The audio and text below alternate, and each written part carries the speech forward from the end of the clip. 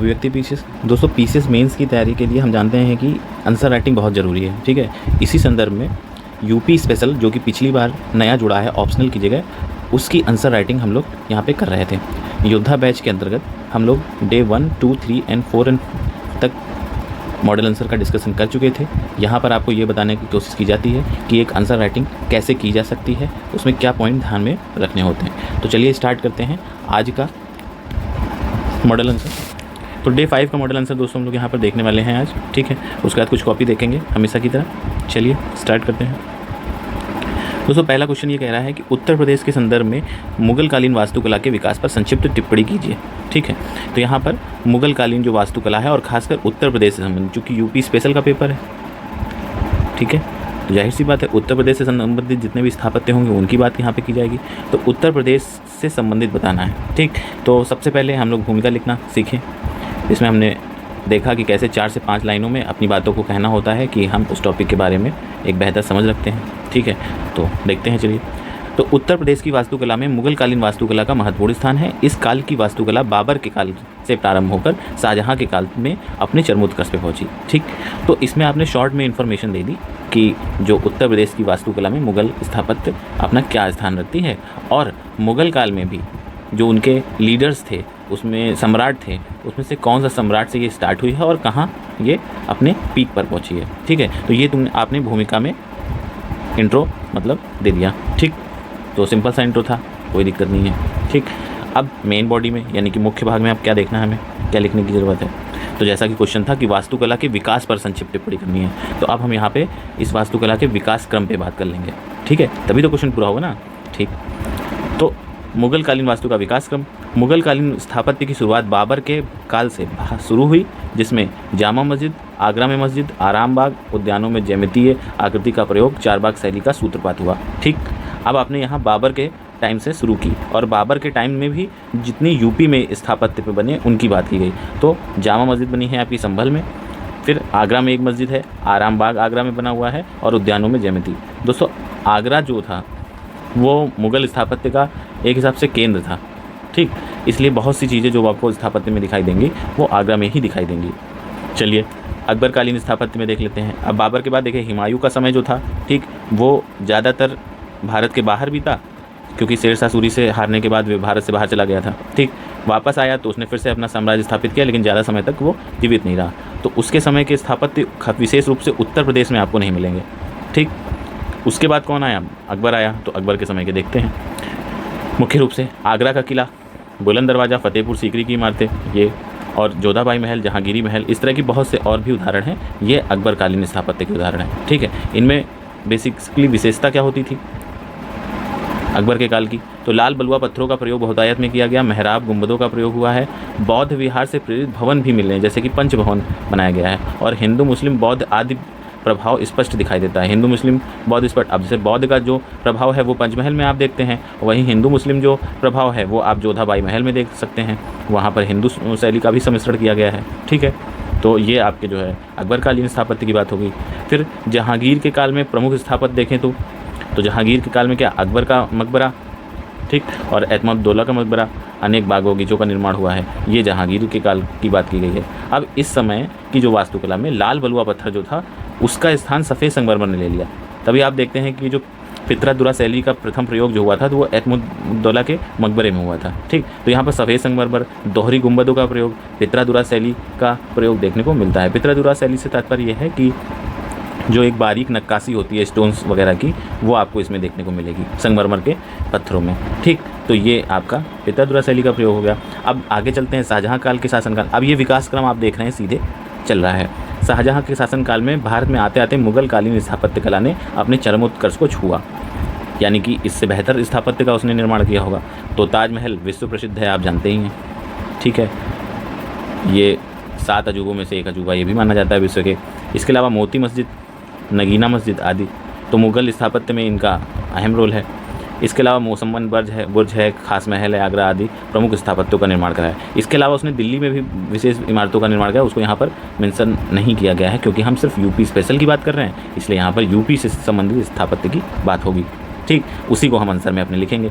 अगर यही GS paper 1 का क्वेश्चन होता तो दिल्ली के भी स्थापत्य या पूरे भारत में जो मुगल स्थापत्य हैं उनको हम ऐड कर चुके होते, क्योंकि यूपी स्पेशल है तो हमें यूज़ नहीं करना उन्हें। सफ़ेद संगमरमर, अब देखिए इनकी विशेषता क्या है, किनकी, शाहजहाँ के काल में सफ़ेद संगमरमर का बहुतायत में प्रयोग, सुंदर पच्चीकारी अलंकृत जाली, बेल बूटे से सजी दीवारें, यानी कि ये अरबेस्क शैली की बात कर रहा है। ठीक, उसका प्रयोग किया गया। पित्रादुरा शैली तो है ही, वो अपने परिपक्व रूप में पहुंच गई।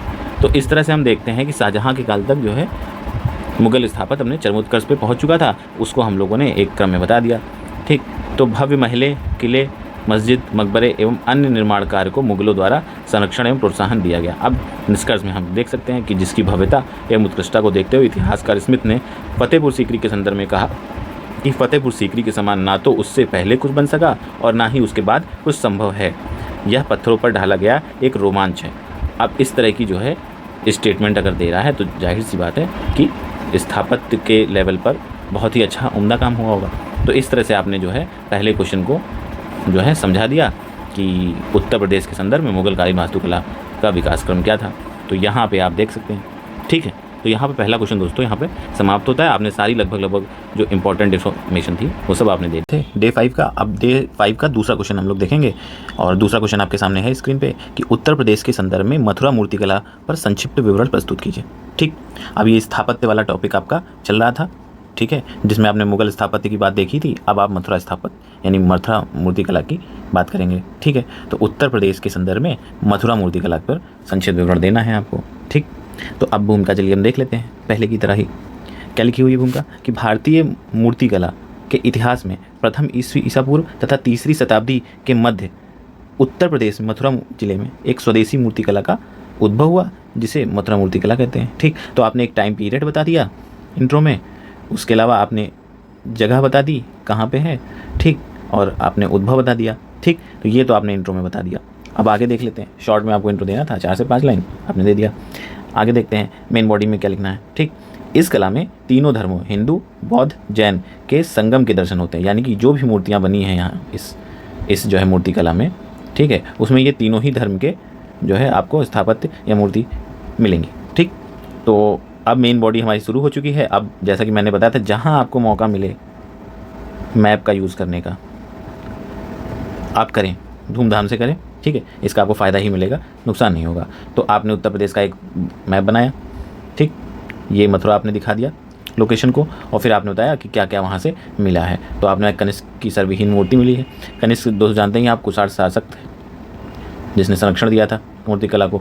ठीक, और भगवान बुद्ध की मूर्ति प्रथम मूर्ति संभवतः मिली है, यक्ष प्रतिमा मिली है, जैन तीर्थंकर महावीर स्वामी की हुई मिली है मूर्ति, है ना। तो इस तरह से जो भी आपको उदाहरण याद हैं वो आप यहाँ पे मेंशन कर सकते हैं। ठीक, अब देखते हैं मथुरा मूर्तिकला का विस्तार जो हुआ, यानी कि अब देखिए कोई मूर्तिकला है, अब वो फेमस हो रही है, प्रसिद्ध हो रही है, तो जाहिर सी बात है उसका विस्तार भी होगा। तो यूपी में उसका जहाँ विस्तार हुआ वो आपने बता दिया यहाँ कि अहिछत्र, श्रावस्ती, कौशाम्बी और वाराणसी में इस मूर्तिकला का विस्तार हुआ, यानी कि इन जगहों पर भी आपको इसकी मूर्तिकला की जो है स्थापत्य मिले हैं। ठीक, तो चलिए ये तो आपका एक शॉर्ट में इन्फॉर्मेशन हो गई मथुरा मूर्तिकला की। अब ये देख लेते हैं कि इसकी विशेषताएं क्या हैं, इस मूर्तिकला में ऐसा क्या खास है जो इसको अपने आप में अप्रतिम बनाती है। ठीक, तो पहली विशेषता ये है कि स्वदेशी शैली है। ठीक, सबसे बड़ी विशेषता है पहली बात तो ये हिंदू शैली अपनी स्वदेशी शैली की जो है निर्मित है। ठीक है, तो ये डिज़ाइन अपना स्वदेशी शैली का हो गया। दूसरा, चित्तीदार लाल बलुआ पत्थरों से जो है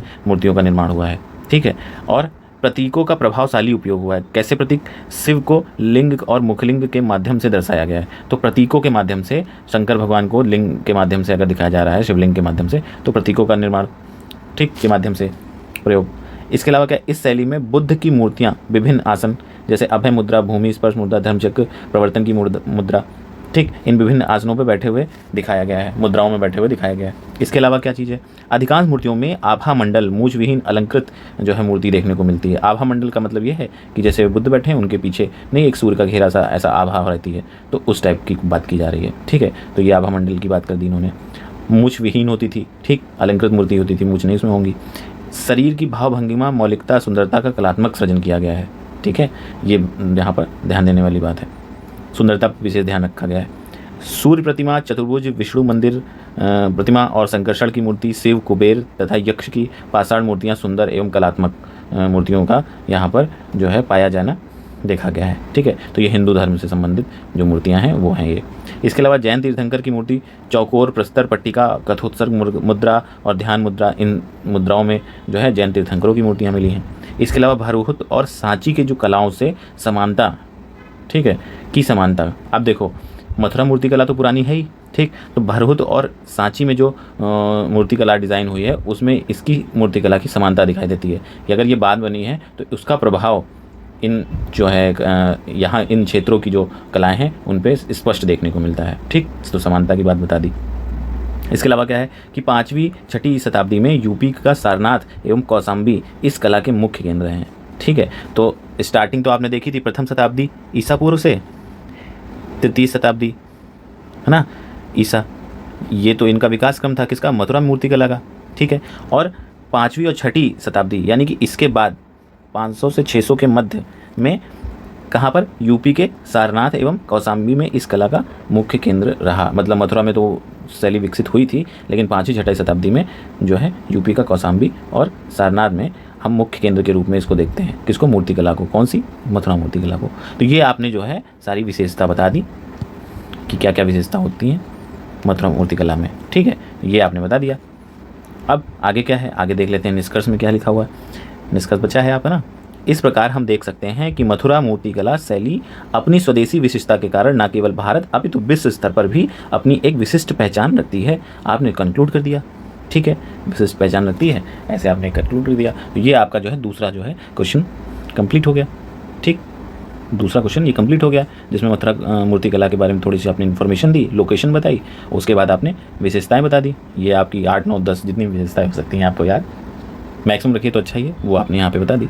ठीक है, चलिए अब कुछ कॉपियाँ देख लेते हैं स्टूडेंट्स की, उन्होंने कैसा परफॉर्म किया है।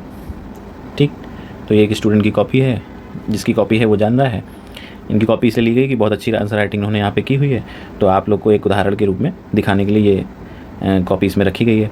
तो इन्होंने भी देखिए मथुरा कला का जो है संक्षिप्त विवरण वाला प्रश्न, दूसरा प्रश्न जो है जो ये लिखा है, तो उनका ठीक है कि मथुरा कला शैली का जन्म प्रथम ईसा पूर्व ही सेम कुषाणों के समय में इसको संरक्षण मिला था। तो मथुरा कला शैली इंडो और ग्रीक गांधार शैली से प्रभावित है। अब ये देखिए ये पॉइंट भी आप डाल सकते हैं। ठीक है, इंडो ग्रीक शैली। ठीक, तो अच्छा है ये पॉइंट, इसलिए यहाँ शामिल भी किया गया है। ठीक है, इसके अलावा ये मैप देखिए बहुत शानदार मैप बनाया है इन्होंने। ठीक, आप यूपी का केवल बनाओ तो भी चलेगा, आप ये बनाओगे तो भी चलेगा। क्यों, क्योंकि अब कुषाणों ने संरक्षण किया है। कुषाण जो है आपके पूरे जो है नॉर्थ में यहाँ फैले थे, तो आपने बता दिया, तो ये भी अच्छी बात है।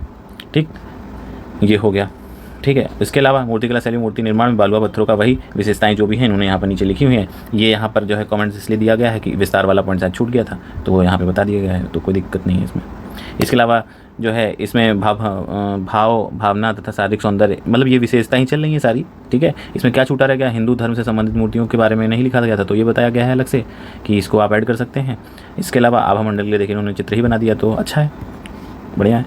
देखिए स्थापत्य कला या कल्चरल जो भी पार्ट है क्वेश्चन में, ठीक है, संस्कृति कला एवं संस्कृति का जो पार्ट है उसमें जितना ज़्यादा आप डायग्राम बना सकते हैं जो लगे कि हाँ यहाँ डायग्राम बन सकता है, ऐसे नहीं कि अनावश्यक आप डायग्राम बनाते रहें, वहाँ पर आप धूमधाम से बनाइए, कोई प्रॉब्लम नहीं है इसमें, आपको उसमें नंबर ही मिलेंगे उल्टा। तो ठीक है, डायग्राम बनाइए। अब निष्कर्ष इन्होंने अच्छा लिखा है तो ठीक लिखा हुआ है। नेक्स्ट कॉपी देख लेते हैं, प्रियंका जी की कॉपी है ये। ठीक है, तो इन्होंने पहला वाला क्वेश्चन देखिए अटेम्प्ट किया मुगलकालीन स्थापत्य का, तो शॉर्ट में इन्होंने जो है वही चरमोत्कर्ष पर पहुंचा साझा भूमिका लिखी है। ठीक है, भूमिका। इसके अलावा क्या है, मुगलकालीन वास्तुकला को देखिए। अब प्रेजेंटेशन का तरीका आपका कैसा भी हो सकता है, आप इस तरीके से दिखा सकते हो या आप स्टार्ट ही कर सकते हो सीधे जैसे उस मॉडल आंसर में था, तो ये भी बहुत अच्छा तरीका है। ठीक, ये भी बहुत अच्छा तरीका है। इसमें एग्जामिनर एक नज़र में आप समझ जाएगा, हाँ बाबर के टाइम पे ये चीज़ थी, अकबर के टाइम पे ये है, जहांगीर ये है या शाहजहाँ की है। शाहजहाँ में थोड़ा इनको और बता देना चाहिए कि क्योंकि जो है अब स्वर्णकाल है तो कुछ तो एक्स्ट्रा होना चाहिए ना यहाँ पे, हालांकि नीचे तो बताया ही होगा। बाकी आपने मैप भी बनाया है, बढ़िया है। बाबर के समय में निर्मित स्थापत्य बता दिए।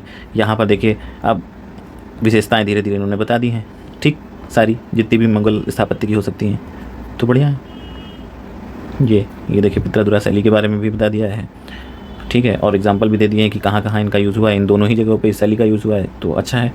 फिर मुगलकालीन स्थापत्य अनूठी विशेषता को धारण किए हुए हैं के कारण ही नहीं बल्कि ताजमहल फतेह जैसी इमारतें यूनेस्को के विश्व विरासत। अब देखिए इस तरह के पॉइंट ऐड करने से जो है इसमें जो है वेटेज बढ़ जाता है ना, क्वेश्चन में ऑथेंटिसिटी बढ़ जाती है, इन्फॉर्मेटिव हो जाता है, बहुत अच्छा है ये। ठीक।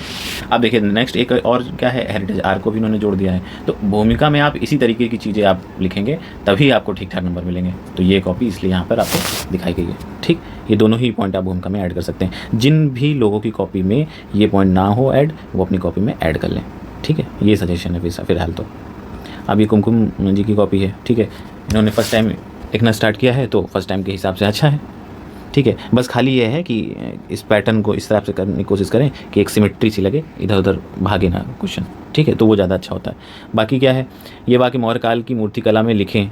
ठीक है, यानी कि इन्होंने यहाँ पे पहले लिख दिया है कि प्रसिद्ध इतिहासकार विंसेंट स्मिथ लिखते हैं कि सारनाथ की इस कलात्मक अभिव्यक्ति की तुलना में किसी भी देश में प्राचीन पशु मूर्ति कला का बेहतर समकक्ष उदाहरण ढूंढना मुश्किल होगा। उत्तर प्रदेश में मथुरा मूर्ति कला प्रसिद्ध है।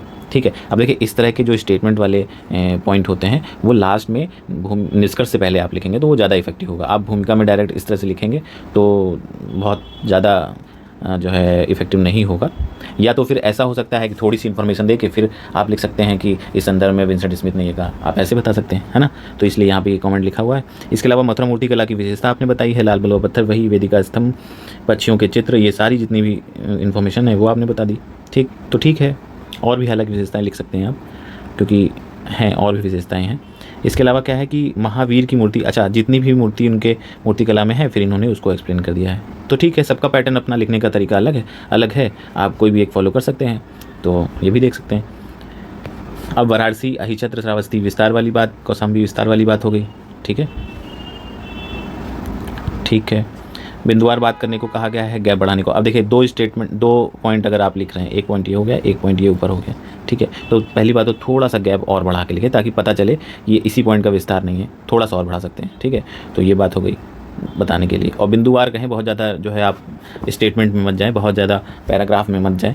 ठीक है, इसके अलावा क्या है, फिर वही बातें, इन्फॉर्मेटिव बात इन्होंने लिखी है। ठीक है, अतः मूर्ति कला में भारत की अनमोल धरोहर है। तो हाँ, अब कंक्लूड आप देखिए किसी भी तरीके से कर सकते हैं, बशर्ते ये है कि किसी कंक्लूड में आप बेहतर जो है स्टेटमेंट देखेंगे कहीं कैसा भी। तो आपको सीखना यहाँ पे ये है कि जो सबसे बेहतर हो वो अपने पॉइंट्स में आप जो है इंक्लूड करते चलें। ठीक है, तो यहाँ पर ये बेसिकली गैप बताने के लिए और जो ये एक सिमेट्री लगे वैसे लिखने के लिए कॉपी रखी गई थी।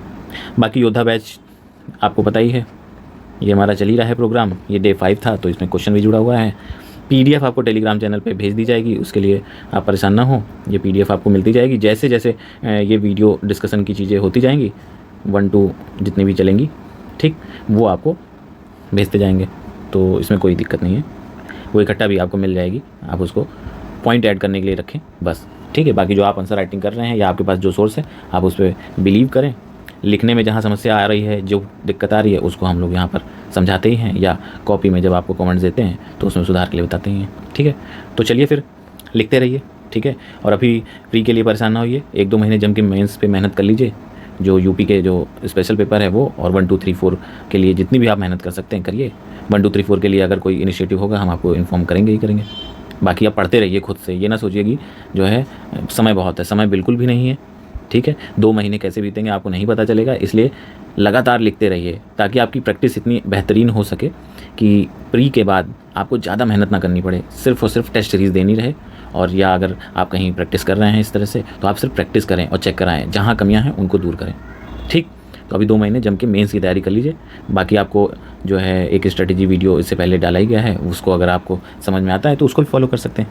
ठीक है, तो चलिए, थैंक यू, जय हिंद।